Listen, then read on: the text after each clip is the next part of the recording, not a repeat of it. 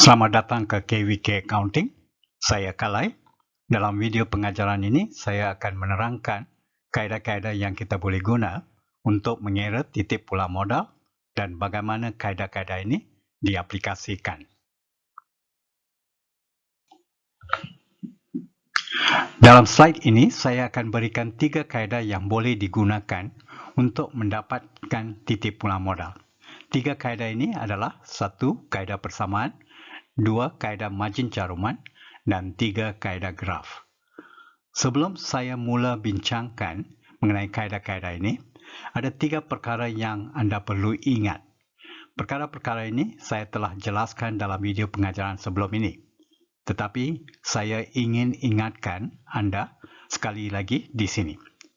Perkara yang pertama, titip pulang modal adalah tingkat jualan di mana keuntungan adalah sifar, iaitu jumlah hasil sama dengan jumlah kos.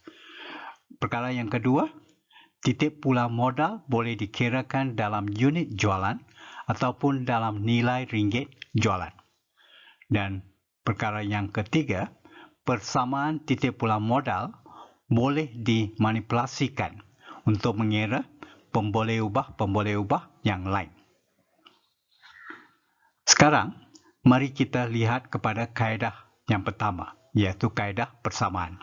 Kaedah ini menggunakan persamaan asas untuk mencari keuntungan perniagaan, iaitu untung bersama dengan jumlah hasil tolak jumlah kos.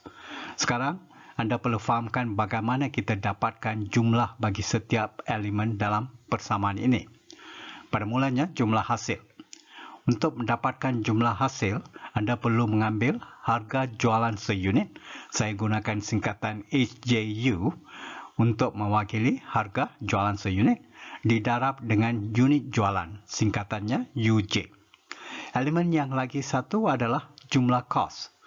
Jumlah kos pula terdiri daripada 2 elemen, iaitu jumlah kos berubah dan kos tetap.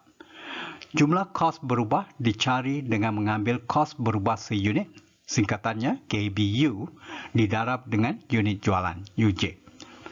Unit jualan ini adalah sama yang digunakan dalam mengirakan jumlah hasil. Ini adalah kerana kos berubah akan berubah mengikut tingkat jualan. Kos tetap pula merujuk kepada semua kos yang tidak berubah. Ia tidak dipengaruhi oleh unit jualan. Pada tingkat titip pulang modal, untung adalah sifar. Maka persamaan ini boleh ditulis secara terperinci seperti yang ditunjukkan dalam slide. HJU darab dengan UJ untuk mendapatkan jumlah hasil pada satu tingkat jualan.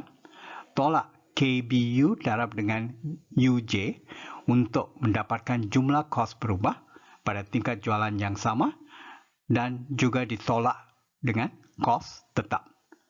Seperti saya katakan sebelum ini, anda boleh memanipulasikan persamaan ini untuk mencari mana-mana komponen dalam persamaan ini, termasuk untung pada satu tingkat jualan yang diberikan.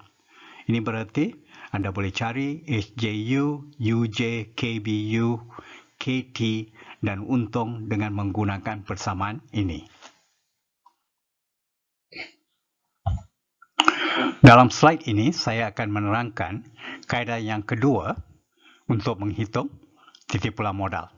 Kaedah ini dipanggil kaedah margin caruman dan ia merupakan satu varian daripada kaedah persamaan. Ini adalah kerana rumus kaedah margin caruman diperoleh daripada rumus kaedah persamaan. Untuk anda, kaedah ini adalah penting sekali kerana kebanyakan soalan titip pulang modal boleh dijawab dengan kaedah ini. Dalam konteks praktis, kaedah ini penting kerana konsep margin caruman banyak digunakan untuk pembuatan keputusan. Adakah anda ingat cara untuk mencari margin caruman seunit? Kita akan ambil harga jualan seunit tolak kos berubah seunit. Anda akan dapat margin caruman seunit. Dalam kaedah margin caruman, kita akan hitung unit jualan pada titip pulang modal, iaitu pada tahap untung adalah sifar. Dengan memanipulasikan rumus dalam kaedah persamaan, kita boleh memperoleh rumus kaedah margin caruman iaitu UJ bersamaan dengan KD kos tetap dibahagi dengan margin caruman seunit. Lihat rumus kaedah margin caruman yang diberikan dalam slide ini. Seperti rumus kaedah persamaan, rumus kaedah margin caruman juga boleh dimanipulasikan untuk mencari setiap komponen dalam rumus ini. Dalam slide ini, saya akan bincangkan kaedah ketiga, iaitu kaedah graf. Jika kita lukiskan graf secara manual, jawapan kita mungkin tidak tepat. Tetapi kaedah graf boleh digunakan untuk memahami secara visual mengenai beberapa perkara seperti konsep sudut tuju, margin caruman, margin keselamatan, dan sebagainya. Ada 3 jenis graf. Kita lihat kepada graf pertama dahulu, iaitu graf tradisional titik pulang modal. Istilah graf cost volume untung juga digunakan untuk merujuk kepada graf tradisional ini. Graf tradisional ini memerlukan 3 garisan dilakarkan, iaitu garisan kos tetap, garisan jumlah hasil, dan garisan jumlah kos. Titik pulang modal adalah pada titik garisan jumlah hasil bersilang dengan garisan jumlah kos, kerana pada titik ini untung adalah sifar, iaitu jumlah hasil sama dengan jumlah kos. Mari kita lihat kepada langkah-langkah untuk melakarkan graf tradisi titik pulang modal. Graf tradisional titik pulang modal. Langkah yang pertama, lakarkan paksi X dan Y. Paksi X adalah untuk unit jualan dan paksi Y pula adalah untuk jumlah kos dan hasil dalam ringgit Malaysia. Dalam langkah ini, anda juga perlu menentukan skala yang sesuai bagi paksi X dan paksi Y. Garis panduan bagi menentukan skala yang sesuai adalah dengan menghitung titik pulang modal dengan kaedah margin caruman terdahulu. Daripada titik pulang modal yang diperoleh, anda boleh tentukan skala-skala yang sesuai bagi paksi X dan paksi Y. Langkah yang kedua, lakarkan garisan kos tetap berdasarkan kepada jumlah kos tetap yang diberikan atau telah dicari. Garisan kos tetap adalah satu garisan yang selari dengan paksi X kerana kos tetap tidak akan berubah dengan perubahan dalam unit jualan. Langkah yang ketiga pula, lakarkan garisan jumlah kos. Bagi tujuan ini, cari 2 titik koordinat untuk membantu anda melakarkan garisan jumlah kos. Yang pertama adalah pada tahap unit jualan kosong. Pada tahap unit jualan kosong, jumlah kos adalah bersamaan dengan kos tetap. Kerana pada tahap unit jualan kosong, tiada kos berubah. Kos berubah adalah kosong. Ini berarti garisan jumlah kos akan bermula daripada titik kos tetap. Jadi paksi X adalah kosong dan paksi Y adalah kos tetap. Bagi titik koordinat yang pertama. Titik koordinat yang kedua adalah pada unit jualan titik pulang modal. Titik pulang modal anda telah cari dengan kaedah margin caruman semasa menentukan skala bagi setiap paksi. Maka paksi X adalah unit jualan titik pulang modal dan paksi Y adalah jumlah kos bagi unit jualan titik pulang modal. Lakarkan garisan jumlah kos dengan menggunakan 2 titik koordinat ini. Langkah yang keempat, lakarkan garisan jumlah hasil. Bagi tujuan ini, dapatkan 2 titik koordinat bagi melakarkan garisan jumlah hasil. Titik koordinat pertama adalah pada unit jualan kosong kerana pada tahap ini jumlah hasil pun adalah kosong. Titik koordinat yang kedua adalah pada unit titik pulang modal yang anda telah cari dalam langkah 1 untuk membantu anda menentukan skala paksi X dan Y. Lakarkan garisan jumlah hasil dengan menggunakan 2 titik koordinat ini. Melalui langkah-langkah ini, anda telah melakarkan 3 garisan, iaitu garisan kos tetap, garisan jumlah kos dan garisan jumlah hasil. Titik pulang modal adalah pada titik di mana garisan jumlah hasil bersilang dengan garisan jumlah kos. Kita akan lihat satu contoh graf tradisional titik pulang modal dalam slide yang berikutnya. Dalam slide ini, saya tunjukkan satu graf tradisional titik pulang modal.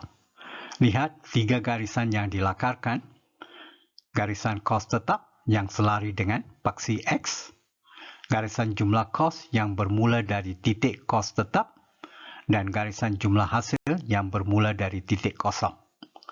Titik pulang modal adalah pada titik garisan jumlah hasil bersilang dengan garisan jumlah kos. Kawasan rugi adalah kawasan berlorek, iaitu perbezaan antara garisan jumlah hasil dan garisan jumlah kos di bawah titik pulang modal. Dan kawasan untung adalah kawasan berlorek di atas titik pulang modal. Fahamkan graf tradisional ini dengan baik dan pastikan anda tahu bagaimana untuk menyediakan graf tradisional ini. Soalan peperiksaan mungkin akan menyuruh anda menyediakan graf. KVK Accounting mempunyai banyak latihan untuk anda praktis.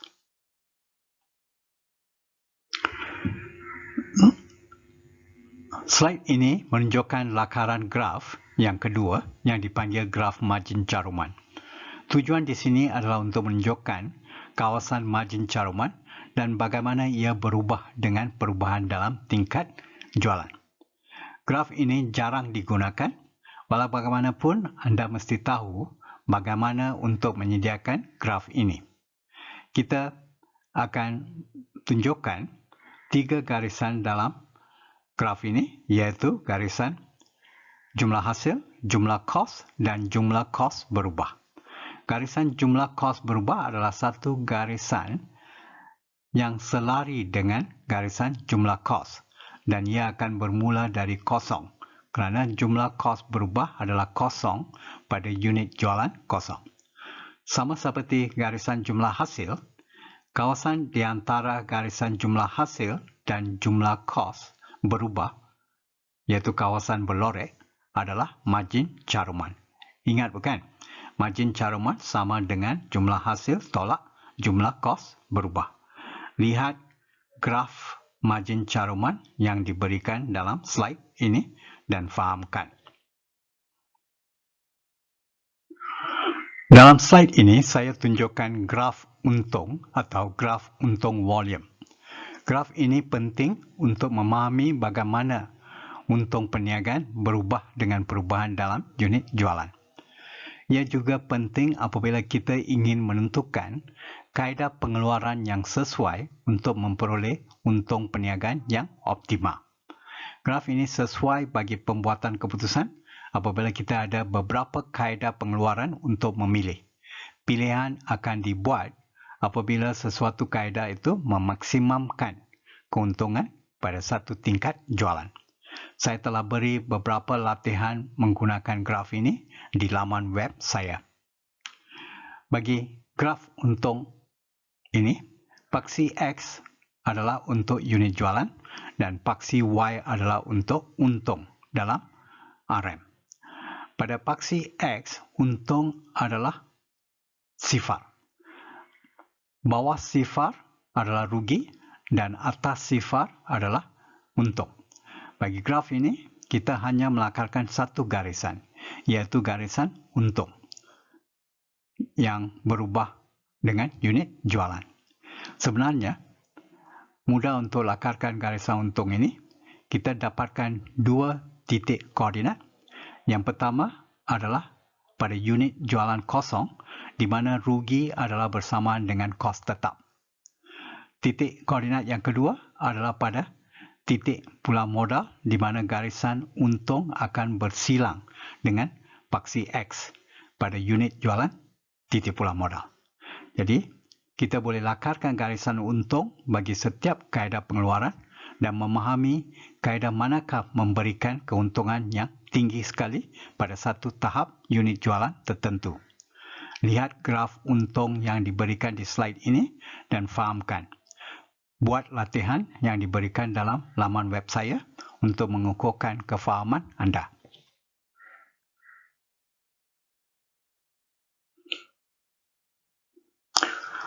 Dalam slide ini, saya ingin memperkenalkan konsep sudut tuju atau sudut kejadian. In English, we call it angle of incidence. Sudut tuju adalah sudut pada titik pulang modal atau sudut persilangan antara garisan jumlah kos dan jumlah hasil. Sudut ini memberikan implikasi mengenai margin keuntungan perniagaan. Sudut yang besar menunjukkan bahawa untung akan meningkat dengan kadaran yang besar apabila unit jualan dipertingkatkan. Ini menunjukkan bahawa margin caruman perniagaan ini adalah besar, mungkin disebabkan oleh tahap otomasi yang tinggi yang boleh mengurangkan kos berubah atau tahap inovasi yang tinggi yang membolehkan perniagaan mendapat harga premium bagi produknya. Sudut tuju yang kecil pula menunjukkan margin caruman yang rendah. Ini mungkin disebabkan oleh harga sumber pengeluaran yang tinggi yang akan meningkatkan kos berubah atau persaingan harga yang sengit memerlukan perniagaan mengurangkan harga jualan seunit. Jika anda adalah sebahagian daripada pihak pengurusan, anda akan berusaha untuk mendapatkan sudut tuju yang besar, terutamanya apabila volume jualan adalah sangat tinggi. Dengan cara ini, anda boleh meningkatkan keuntungan perniagaan anda.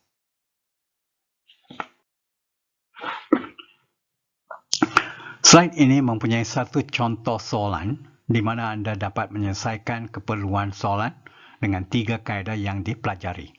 Kaedah persamaan, kaedah margin caruman, dan kaedah graf tradisional titik pulang modal. Maklumat yang diberikan dalam soalan ini adalah kos berubah seunit yang terdiri daripada kos bahan langsung seunit, kos buruh langsung seunit, dan kos overhead berubah seunit. Kos overhead berubah seunit perlu dicari kerana soalan telah beri kos overhead berubah sejam buruh langsung dan setiap unit menggunakan 2 jam buruh langsung. Maka, kos overhead berubah seunit adalah kos overhead sejam buruh langsung darab dengan jam buruh langsung seunit.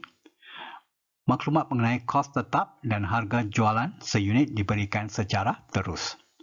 Soalan memerlukan kita mengirakan titik pulang modal dalam unit dan nilai ringgit dengan menggunakan kaedah persamaan dan kaedah margin caruman.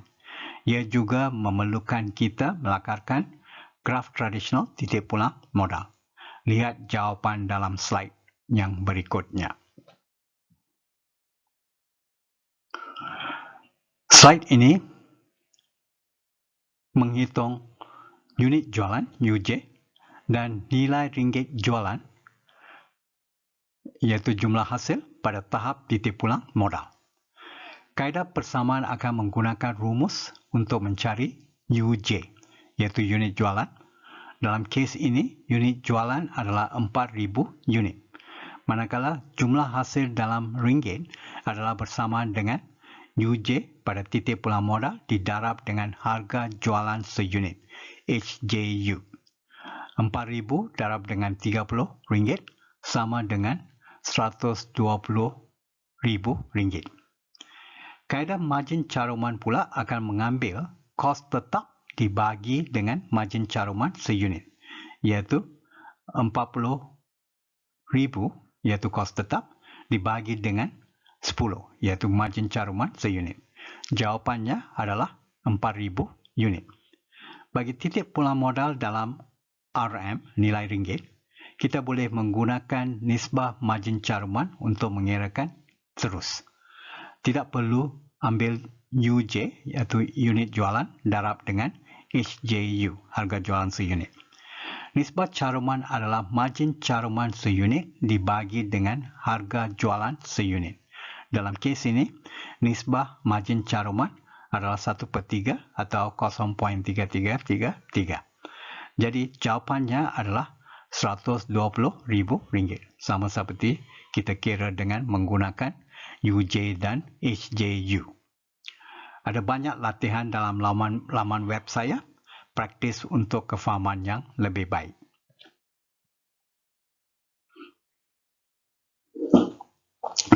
Bagi kaedah graf dengan maklumat SJU, KBU dan KT, lakarkan 3 garisan yang kita telah bincangkan. Garisan kos tetap, garisan jumlah hasil dan garisan jumlah kos. Lihat jawapan dalam bentuk graf tradisional titik pulang modal yang diberikan di sini. Garisan kos tetap selari dengan paksi X, garisan jumlah hasil bermula dari titik kosong dan garisan jumlah kos bermula dari titik kos tetap. Titik pulang modal adalah titik di mana garisan jumlah hasil bersilang dengan garisan jumlah kos. Titik pulang modal ini adalah pada unit jualan 4,000 dan pada jumlah hasil dan kos 120,000.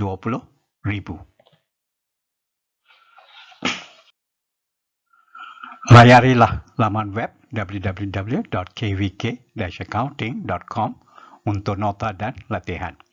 Sekian, terima kasih.